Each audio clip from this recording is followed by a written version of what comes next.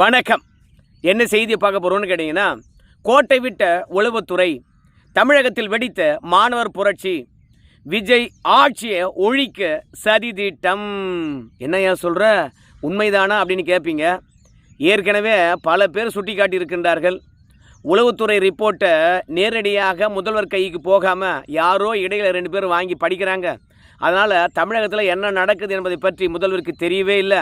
அதனால் உளவுத்துறை ரிப்போர்ட்டை நேரடியாக முதல்வரே படிக்கணும் அப்படின்னு சொன்னாங்க. இன்றைக்கி உளவுத்துறையானது ஒட்டுமொத்தமாக தோல்வி அடைந்திருக்குது என்று தான் நான் நினைக்கிறேன்.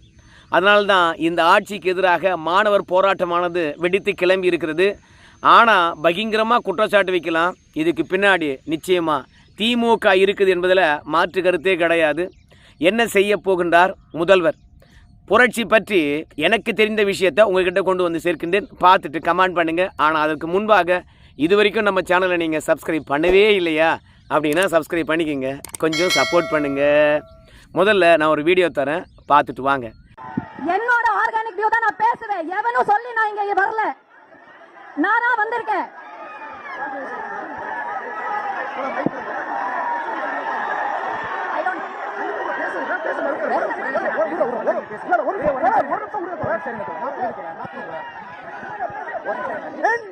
இந்த அம்மா யாருன்னு கேட்டிங்கன்னா சுனம் ஷெட்டி. இவங்க ஒரு நடிகை. இவங்க நீலம் பண்பாட்டு மையம் ஏற்பாடு செய்த நீட் எதிர்ப்பு போராட்டத்தில் தான் கலந்துக்கிட்டாங்களா, இல்லை மாணவர்கள் தன்னெழுச்சியாக போராடுகின்ற களத்துக்கு இவங்க வந்தாங்களான்னு தெரியல. ஏன்னா வெற்றிமாறனும் இந்த போராட்ட களத்துக்கு வந்திருக்காங்க. அதேமாதிரி திமுகவுடைய முக்கிய புள்ளிகள் எல்லாம் வந்திருக்காங்க. அது மட்டும் இல்லை, சத்யராஜ் மகள்லாம் வந்திருக்கிறாங்க. ஸோ அவங்கெல்லாம் திமுக பெருமையெல்லாம் பேசிட்டு போயிருக்கிறாங்க. ஆனால் இந்த சுனம் ஷெட்டி அவர்களை பொறுத்த வரைக்கும், நான் விஜய் ரசிகர் தான், இல்லைன்னு சொல்லலை. நான் ஜனநாயகன் படத்தை முதல் ஷோ பார்த்துட்டு தான் வந்திருக்கிறேன். ஆனால் இங்கே யாருக்கும் கட்சி அடையாளம் இருக்கக்கூடாது. மாணவர் போராட்டம் இது. அதனால் யாராவது அரசியல் தலைவர்கள் அவங்க கடந்த கால அரசியலை பேசினாங்கன்னா மாணவருடைய போராட்டம் நீர்த்து போய்விடும். அதனால் மாணவர் எந்த நோக்கத்துக்காக போராடுகின்றார்களோ அந்த நோக்கத்தை மட்டுமே பேசணும். தயவுசெய்து எந்த ஒரு அரசியல் அடையாளத்துடன் வந்துடாதீங்க. ரெண்டாவது, அந்த கட்சியினுடைய கடந்த கால சாதனைகள், நீட்டு எதிர்ப்புக்கு அவங்க என்ன பண்ணாங்க, இப்படிலாம் நீங்கள் பேசிக்கிட்டே இருந்தீங்கன்னா இது மாணவர் போராட்டமாக இல்லாமல் ஒரு கட்சி போராட்டமாக போயிடும் அப்படின்னு அந்த அம்மா பேசுகிறாங்க. ரெண்டாவது, இங்கே என்ன பேச வேண்டும் என்பதை பற்றி மைக்கு கொடுத்தவங்க சொல்லிக்கிட்டே இருக்கிறாங்க. தயவுசெய்து என்னுடைய சிந்தனையில் என்ன தோன்றுதோ அதுதான் நான் பேசுவேன். நீட்டில் குளறுபடி நடந்திருக்குது. அந்த குளறுபடியை பார்த்திங்கன்னா முழுமையாக நீக்கணும். சரி, நீட்டு வேணான்னு சொல்கிறீங்களா, அதுக்கு நான் ஆதரவு தெரிவிக்கின்றேன். மாணவர்களை பொறுத்த வரைக்கும் உணவில்லாமல், தங்கும் இடம் இல்லாமல், ரெண்டாவது கல்வியெல்லாம் தொலைச்சிட்டு நீட்டுக்கு எதிராக போராடி கொண்டிருக்கின்ற போது மாணவர்களுடைய போராட்டத்தை தான் முன்னெடுக்க வேண்டும். ஆனால் இந்த இடத்துல ஒரு கட்சியினுடைய பெருமை மட்டும்தான் பேசப்படுகிறது அப்படின்னு அந்த அம்மா போட்டு உடைக்கிறாங்க. நீங்கள் திமுக பற்றி பேசுங்க, திமுகவுடைய கடந்த கால வரலாறை பற்றி பேசுங்க. திமுக பார்த்தீங்கன்னா எப்படி தவேகாவுக்கு எதிராக இருக்குது என்ற விஷயத்தை பற்றி பேசுங்க. கடைசியாக ஒரு முக்கியமான விஷயம், அந்த கூட்டத்தில் இந்த அம்மாவுக்கு கொடுக்கப்பட்ட ஐத்தியம் என்னன்னு கேட்டிங்கன்னா அழுத்தம். என்னன்னு பார்க்கும்பொழுது, விஜய் அவர்கள் இந்த போராட்டத்துக்கு எதிராக இருக்கின்றார், போராடுகின்றவர்களை கைது செய்கின்றார், போராடுவதற்கு இடம் கொடுக்கவில்லை, மாணவர்களுடைய நீட்டுக்கு எதிரான எழுச்சியை இவர் தடுக்க பார்க்குறாரு, அடக்க பார்க்குறாரு, மாணவர்கள் மீது அடக்குமுறையை ஏவுகின்றாரு. ஸோ இங்கே இருக்கின்ற மாநில அரசாங்கமானது நீட்டு எதிர்ப்பில் உறுதியாக இல்லை. ரெண்டாவது, மௌனமாகவே இருக்கின்றாரு. ஏன் வாய் திறந்து பேச மாட்டாரா? இப்படி விஜய்க்கு எதிராக பேச வேண்டும் என்று இந்த அம்மாவை நிர்பந்திக்கிறாங்க. அப்போ தான் இந்த அம்மா என்ன சொல்லுதுன்னு கேட்டிங்கன்னா அதையும் கேட்டுவாங்க. என்னங்க ரிலாக்ஸ், ப்ரோ ஸ்டூடண்ட் ப்ரொடெஸ்ட் தானே கூப்பிட்டாங்க, மாணவர்களுக்காக பேசுங்க தான் கூப்பிட்டாங்க. அதுதானே நான் பேசிட்டு இருக்கேன். கூப்பிட்டு வச்சு படத்தை போய் பார்த்த ஜோக்கர்ஸ் சொல்றாங்க. நான் படத்தை போய் பார்த்தேங்க. நான் ஒரு நாள் ஒரு படத்தை பார்த்தா நான் ஜோக்கரா? வெற்றிமாறன் சார் உட்கார்ந்துருக்காருல்ல, அவர் எத்தனை படங்கள் எடுத்திருக்காரு? அப்ப அவரையும் சேர்த்த ஜோக்கர் தான் கூப்பிடுறீங்களா? இல்ல, இது ப்ரோ டெமோக்ரசி, ஜனநாயகத்துக்காக நம்ம போராடுறோம் சொல்றாங்க. இல்ல, மைக்கில் என்ன பேசிட்டு இருக்கேன், நடுவுல மைக்க புடுங்குறாங்க. இதுதான் அவங்க ஜனநாயகத்தோட லட்சணமா? இல்ல, நீங்க எல்லாம் பாத்தீங்க தானே நான் என்ன சொன்னேன்? ஐ ஆம் ஹியர் ஆஸ் a பப்ளிக்ல ஒருத்தியா ஸ்டூடண்ட்ஸ்க்கு ப்ரொடெஸ்ட் பண்ண, ஸ்டூடண்ட் சப்போர்ட் பண்ணதா வந்திருக்கேன். இந்த மேடையை பொலிட்டிக்கல் எஜெண்டாக்காக யூஸ் பண்ண எவனா இருந்தாலும் நான் சப்போர்ட் பண்ண மாட்டேன். நீங்க 100 பேர் இருங்க, 1000 பேர் இருங்க, எனக்கு அதை பத்தி கவலை இல்ல. துரத்திட்டாங்க, என்ன மைக்கு புடுங்கி துரத்திருக்காங்க. இதுலயே புரியுது இவங்க டெமோக்ரஸி விமர்சனத்தை. டெமோக்ரஸிக்காக இவங்க போராடல, அவங்க ஏஜெண்டா வச்சுதான் போராடுறாங்க. Don't fall for this drop. புரியுதுங்களா? யார் சொல்லியும் நான் பேச மாட்டேன். ரெண்டாவது, அந்த அம்மா கடைசியில் ஒரு விஷயத்தை தெளிவாக சொல்கிறாங்க. இது நீட்டுக்கு எதிரான போராட்டம் இல்லை. ஏன்னா நீட்டை நீக்க முடியாது. உச்ச நீதிமன்றத்தில் போய் நளினி சிதம்பரம் அவர்கள் நீட்டு அரசியல் தலைவர்கள் நடத்தினாங்கன்னு வச்சுங்களேன், கண்டிப்பாக அரசியல் அழுத்தங்களுக்கு ஆட்பட்டு ஒரு காலத்தில் நீட்டை நீக்கினாலும் நீக்கிடுவாங்க. அதனால் நீதிமன்றமே வந்து இந்த நீட்டை நடத்துவதற்கு தேசிய தேர்வு முகமைன்னு ஒன்று உருவாக்குங்க, அது நீட்டை நடத்தட்டும், அதை உச்ச நீதிமன்றமானது கண்காணிக்கட்டும் அப்படின்னு சொல்லிட்டு நளினி சிதம்பரம் அவர்கள் ஐடியா கொடுத்து நீட்டை இனிமேல் நீக்க முடியாது என்று உச்ச நீதிமன்றத்தில் தீர்ப்பு வாங்கின்னு வந்துட்டாங்க. ஆனால் இங்கே மாணவர்களை பொறுத்த வரைக்கும் நீட்டுக்கு எதிராக போராடுறாங்கல்ல, நீட்டு வேண்டாம் என்று போராடுறாங்கல்ல, இவங்க ஒரு ட்ராப் வைக்கிறாங்க. எதுக்காக ட்ராப் வைக்கிறாங்கன்னு கேட்டிங்கன்னா, தவேக அரசாங்கத்துக்கு எதிராக யாரெல்லாம் இருக்கிறாங்களோ அவங்கள ஒருங்கிணைக்கின்றார்கள். தவேக அரசாங்கமானது மாணவருக்கு எதிராக இருக்குது அப்படின்ற ஒரு எண்ணத்தை கட்டமைக்கின்றார்கள். திமுக மாதிரி வர முடியுமா? திமுக ஆட்சி மாதிரி இருக்க முடியுமா? மோடியும் அமித்ஷாவையும் திமுக மாதிரி எதிர்க்க முடியுமா? கொள்கை எதிரி என்றால் அது பாசிசம் என்றால் விஜய் சும்மா இருக்கிறார். மொத்தத்தில் தமிழ்நாட்டில் நடக்கக்கூடிய நீட் எதிர்ப்பு போராட்டம் விஜய்க்கு எதிரான போராட்டமாக கட்டமைக்க பார்க்குறாங்க. அதற்காக ஒவ்வொரு இளைஞர்களையும் ஒன்று திரட்டுகின்றார்கள். அதனால் இந்த ட்ராப்பில் தயவுசெய்து விழுந்துடாதீங்க.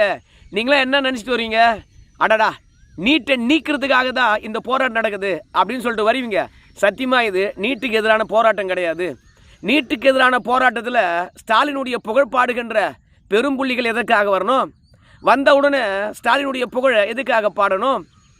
அதனால் எந்த கட்சியினுடைய அடையாளமும் இல்லாமல் நீட்டு எந்த அளவுக்கு தீமை மாணவர்களுக்கு எதிராக இருக்கிறது, இல்லை நீட்டு குளறுபடியினால் மாணவர்கள் எந்த அளவுக்கு பாதிப்படைகின்றாங்க, இதை பற்றி நம்ம பேசுவோம் அப்படின்னு இந்த அம்மா வராங்க. ஆனால் அதெல்லாம் கிடையாது. இந்த ஆட்சியினுடைய தோல்விகளை இந்த நீட்டு எதிர்ப்பு மேடையில் பேசணுமா? அப்படி இல்லையா வெளியப்பா அப்படின்னு மைக்கு பிடிங்கன்னு தள்ளுறாங்க. அந்த அம்மா சொல்கிறாங்க, இவங்க டெமோக்ரஸியை காப்பாற்றுறோம் அப்படின்னு சொல்கிறாங்க, பேசவே விட மாட்டுறாங்க. இது என்ன டெமோக்ரஸி? நான் என்ன கருத்தை சொல்ல வரேன்னு பாருங்கள். நான் வந்து விஜய் ஃபேனாகவே இருந்தாலும் விஜய்க்கு ஆதரவாக பேசுகிறேன்னா, இல்லை நீட்டு வேண்டாம் என்று பேசுகிறேன்னா, இல்லை நீட்டு குளறுபடியை நீக்க வேண்டும் என்று பேசுகிறேன்னா, நான் என்ன பேசுகிறேன் என்பதை கேட்கணும், பேச விடணும்.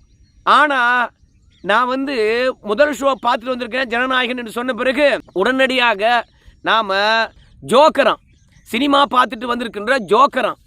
அப்போ திமுக காரங்கெல்லாம் சினிமாவே பார்த்தது கிடையாதா? கூலி கேட்டு போராடி கொண்டிருந்தார்கள் எல்லா தொழிலாளர்களும், அரசு ஊழியர்களும், இல்லை துப்புரவு பணியாளர்கள்லாம். ஆனால் அவங்ககிட்ட பேச்சுவார்த்தை நடத்தாமல் கூலி படம் போய் யார் பார்த்தது? மாமன்னன் படத்துக்கு ரிவ்யூ யார் கொடுத்தது? வாழை படத்தை பார்த்துட்டு வெளிநாட்டில் இருந்து யார் வந்து பார்த்தீங்கன்னா வாழ்த்து கடிதம் எழுதுனது மாரி செல்வராஜுக்கு. அப்போது எவ்வளோ கஷ்டம் இருந்தாலும் சரி, மக்கள் எவ்வளோ துன்பப்பட்டாலும் சரி, இவங்க மட்டும் படத்துக்கு போய் பார்த்துட்டு ரிவ்யூ பண்ணுவாங்க. இட்லி கடை படத்துக்கெல்லாம் வந்து பக்கம் பக்கமாக ரிவ்யூ எழுதுனது யார்? அப்போது அவங்க ஆட்சியில் இருக்கின்ற போது தேட்டராக போய் சுற்ற வேண்டியது, படத்துக்கு ரிவ்யூலாம் எழுதிக்கிட்டு இருக்க வேண்டியது. தன்னுடைய மகன் நடித்த படம் என்ன படம்? கழகத் தலைவனா இல்லை கழகத் தலைவனா? சுகாதாரத்துறை அமைச்சராக இருக்கின்றார் மா சுப்பிரமணியம். என்னப்பா ஹாஸ்டலில் மருந்தெல்லாம் சரியாக கிடைக்குதா? நோயாளிகளுக்கான எல்லா வசதியும் இருக்குதா? டாக்டர்லாம் சரியாக வராங்களா? இதை கேட்க வேண்டிய முதலமைச்சராக இருந்த ஸ்டாலின் அவர்கள் நம்முடைய மருத்துவத்துறை அமைச்சர் மா சுப்பிரமணியம் கிட்ட, ஏப்பா கழகத் தலைவன் பார்த்தியா? கழகத் தலைவனா இல்லை கழகத் தலைவனான்னு எனக்கு தெரியல, தயவுசெய்து அந்த எந்த படன்றது கொஞ்சம் சரி பண்ணி இங்கே போட்டுருங்கப்பா கமெண்ட்ஸில். சரி, அந்த மாதிரி சுகாதாரத்துறை அமைச்சர்கிட்ட போய் என் பையனுடைய படம் பார்த்தியா? எந்த அளவுக்கு கூட்டம் வருது? அதாவது திமுகவில் இருக்கக்கூடிய எல்லா பெரும்புள்ளிகளுக்கும் பணம் வரணும், படம் பார்க்கணும் அப்படின்னு அவங்க நினைக்கவே இல்லை. அவங்க ரெண்டு விஷயத்துக்காக தான் படத்தை நடித்தாங்க, படத்தை எடுத்தாங்க. ஒன்று, நம்ம உதயநிதி ஸ்டாலின் வந்து பெருசாக ஃபேமஸ் ஆகணும், அதற்காக அந்த படத்தை எடுத்தாங்க. அதற்காக மக்கள்லாம் உதயநிதி ஸ்டாலினை சாரசாரியாக வந்து பார்க்குறாங்களா அப்படின்றதுக்காக தான் கழகத் தலைவன் படம் எப்படி இருந்தது பார்த்தியா, நல்லா இருந்ததா அப்படின்னு நம்ம சுகாதாரத்துறை அமைச்சர்கிட்ட கேட்டார் அன்றைய முதலமைச்சர். ரெண்டாவது, ஏகப்பட்ட கருப்பு பணம் இருக்குது, அவற்றை எல்லாம் ஒயிட்டாக மாற்றினோம்னா திரைப்படம் எடுத்தால் தான் முடியும். இதற்காக தான் அவங்க படம் எடுத்தாங்க. படம் எடுத்து முதலமைச்சராக இருந்துக்கிட்டு ரிவ்யூ போட்டுக்கிட்டே இருந்தாங்க. ஆனால் இந்த சுனம் செட்டி அவர்களை பொறுத்த வரைக்கும் நான் ஜனநாயகன் படம் பார்த்துட்டு வந்தேன்னு சொன்ன பிறகு இவங்கெல்லாம் ஜோக்கரான். தயவு செய்து சொல்கிறேன், விஜய் ஆட்சியை கவிழ்க்க வேண்டும், இல்லைன்னா விஜய் ஆட்சியை அகற்றி விட்டு திமுக ஆட்சியை கொண்டு வரணும் என்பதற்காக தான் மறைமுகமான அஜெண்டா இவங்க மனசுக்குள்ளே வச்சுக்கிட்டு போராடுறாங்க. இந்த ட்ராப்பில் விழுந்துடாதீங்க அப்படின்னு சொல்கிறாங்க. விஜய்க்கு இந்த விஷயம் தெரியுமா என்னன்னு தெரியல. உளவுத்துறை மட்டும் கண்டிப்பாக கொஞ்சம் கண்காணித்திருந்தால் தமிழகத்தில் போராடுகின்ற மாணவர்கள் என்ற போர்வியில் விஜய் ஆட்சிக்கு எதிராக தான் போராடுறாங்க என்பதை கண்டு கொண்டிருப்பார். எல்லா இடத்திலும் விஜயை விமர்சிக்கின்றார்கள். ஏன் நீட்டுக்கு எதிராக இன்னும் விஜய் அவர்கள் பேசலன்னு சொல்லிட்டு ஆதவார்ஜினா வந்து தெளிவாக சொல்லிட்டார், நீட்டு வேண்டாம் என்பது தான் இந்த டிவிகேனுடைய கொள்கை, அதுக்கு அனைத்து வழியும் நாங்கள் பின்பற்றுவோம் அப்படின்னு சொல்லியிருக்கிறாங்க. நம்முடைய விஜய் அவர்களை பொறுத்த வரைக்கும் கல்வியை மாநில பட்டியலுக்கு கொண்டு வந்தால் நீட்டை ஒழிக்கலாம், அது வரைக்கும் நம்முடைய போராட்டம் தொடரும் என்று அவருடைய கொள்கையாகவே தேர்தல் அறிக்கையில் சொல்லியிருக்கிறார். இப்படி நீட்டுக்கு எதிராக அவங்க ஏற்கனவே பேசிட்டு இருக்காங்க. மக்கள் தேர்ந்தெடுத்திருப்பது ஆட்சி ஆள்றதுக்கா, இல்லை மாணவருக்கு பின்னாடி போய் போராட்டம் நடத்துறதுக்கா? இல்லை நீங்களாம் போராட்டம் நடத்துகிறீங்களே, எங்கேயாவது வந்து நீட்டுக்கு எதிராக பேசுகிறீங்களா? விஜய்க்கு எதிராக தான் பேசிட்டுருக்கிறீங்க, விஜய்க்கு எதிரான கருத்தியலை தான் உருவாக்கிட்டு இருக்கீங்க. இந்த நீட் எதிர்ப்பு போராட்டமானது நமக்கு சரியான வாய்ப்பாக கிடச்சிருக்குது. அதனால் இந்து மதத்துக்கு எதிராக பேசுவோம். ரெண்டாவது வந்து விஜய்க்கு எதிராக பேசுவோம். விஜய் வந்து மக்களால் தேர்ந்தெடுக்கப்பட்ட ஒரு முதலமைச்சர். போராட்ட காலத்தில் பொட்டு மாமா அப்படிங்கிறாங்க. பொட்டு வைப்பதும் பொட்டு வைக்காததும் அவரவருடைய விருப்பம். என்ன இதெல்லாம் கிண்டல்?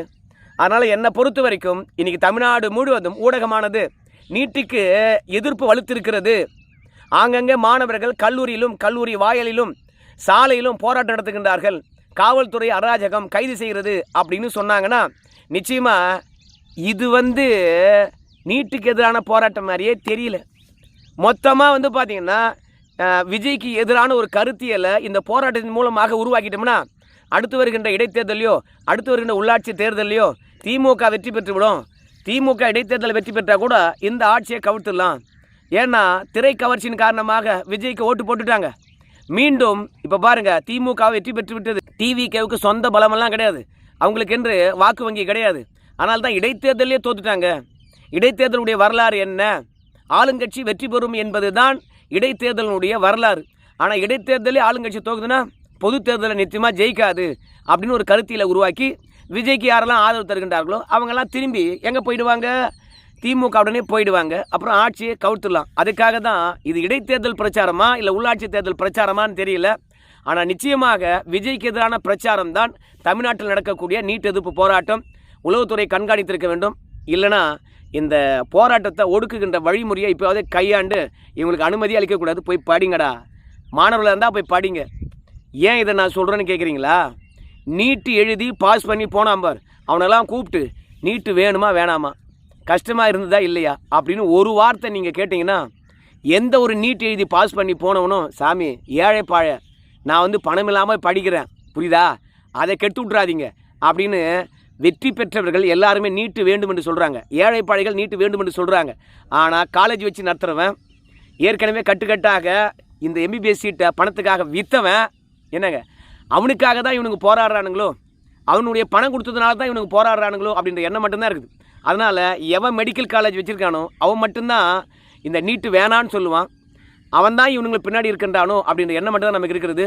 மற்றபடி நீட்டு எழுதி பாஸ் பண்ணி போன ஏதாவது ஒரு மனிதன், ஏதாவது ஒரு மாணவன் நீட்டு வேண்டாம்னு சொல்லுங்கள் பார்க்கலாம். ஒன்று நீட்டு வரத்துக்கு முன்னாடி பாஸ் பண்ணிட்டு போய் படிக்கிறான் பார், அவன் வேணா நீட்டு வேணான்னு சொல்லலாம். ஆனால் நீட்டு மூலமாக உள்ளே போனவன் எவனுமே வந்து நீட்டு வேணான்னு சொல்ல மாட்டான்.